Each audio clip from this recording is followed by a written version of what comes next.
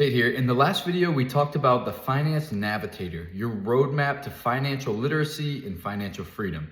And I'm gonna make a video about each of the steps along that journey. But first, I wanna make a video about something that I'm particularly passionate about. And that is how to combine finances as a married couple. For context, my wife and I have been married for just under 2 years, so we went through this somewhat recently.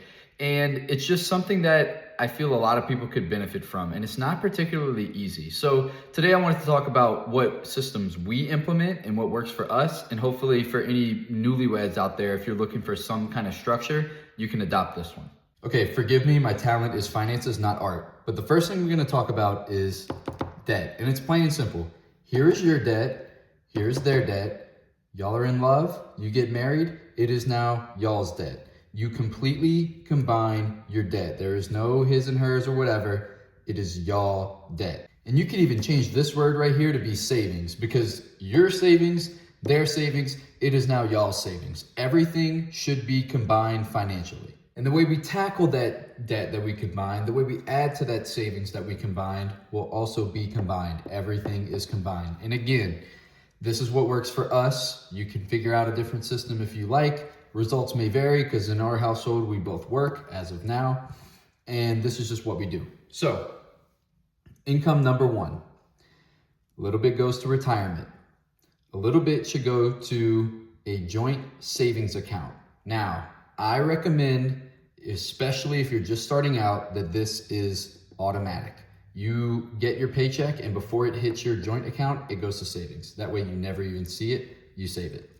And then part of that is also going to go to a personal account. And you'll see on both sides, there's a structure of a personal account.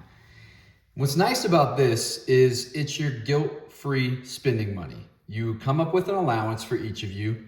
You have that money. The other person cannot have any influence on what you decide to spend that money on. If you don't like that idea and you just want to combine everything and you have a conversation about every purchase, that's on you. This is what works for us. This is what we roll with. So, each income, a little goes to retirement, a little goes to personal, a little goes to savings, and the rest is going to go to one joint checking account. Now, with this joint checking account, you are going to use that money to pay off your joint card. Now, disclaimer, we use a credit card.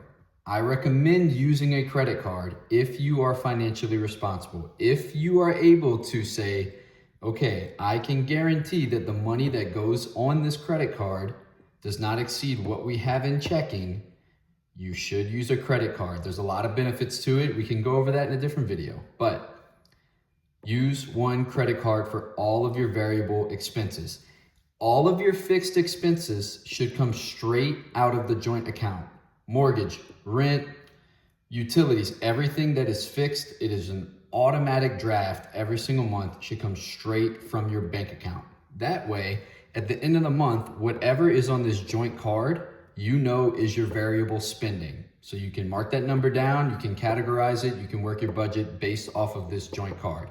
Anything fixed comes from the joint checking account, anything variable comes from this joint card, and then you each get a personal credit card to put your personal expenses on, and that money gets paid every month from your personal account. So 3 credit cards, 1 per person, 1 for each of you combined, and then they just get paid off of the corresponding accounts.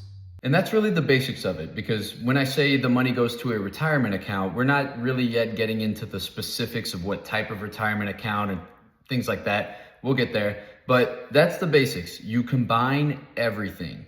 You have a joint savings, you have a joint checking, you have a joint card. Combine everything. Having those personal accounts and those personal cards will give you that freedom if that's something that you like. My wife and I personally enjoy that, but it's up to you. Whatever system works for you, roll with it. Thanks again for watching. As always, if you have any questions, comment them down below. And if you have something specific, feel free to email me at edutate.me@gmail.com and I'll make a video about it. After this, we'll head into each of the steps along that financial journey. So stay tuned for the next video. I'll see y'all next time.